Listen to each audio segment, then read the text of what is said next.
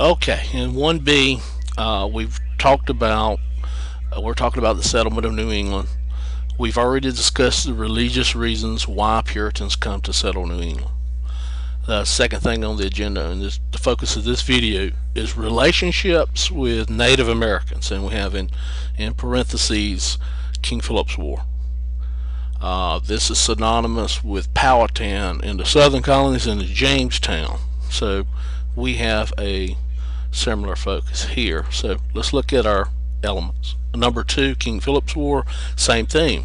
Number 2, conflict with Native Americans, between the Native Americans who are already here and the Europeans who are coming. Similar story as in Jamestown and Powhatan and his tribe. Here in New England, we have this flush of Europeans. We have all these people, these Puritans, these Scotch-Irish and other pilgrims coming into Massachusetts, into Plymouth colony, and settling here on the Atlantic coast, eastern seaboard. And from there, land is going to become an issue as more and more people come. They're going to want to push into these virgin lands, into these areas that are not being farmed, and there's going to be a pressure westward movement to get more and more and more land. This insatiable desire by the Europeans to have land that they can live on and start a new life. Now, when these Puritans and Europeans get here in these New England colonies in Connecticut and Rhode Island and Massachusetts and all up into present-day Maine and New Hampshire, there was a culture already there, Native American culture. If we look around Plymouth, the Wampanoag tribe, the Nauset, the Massachusetts, the Nipmuc, and we look at all these Pueblo, Narragansett, and we see all these Native American tribes were already there when the Puritans arrived. And usually what happens is conflict, and we talked about this theme alert when we talked about Powhatan in the southern colonies, that land is going to be a central issue. It's going to be some cultural issues as well, but land is a predominant factor.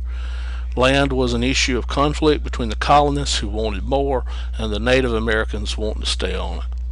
And so ultimately we're going to have this conflict between Europeans who are arriving and the Native Americans who are already there.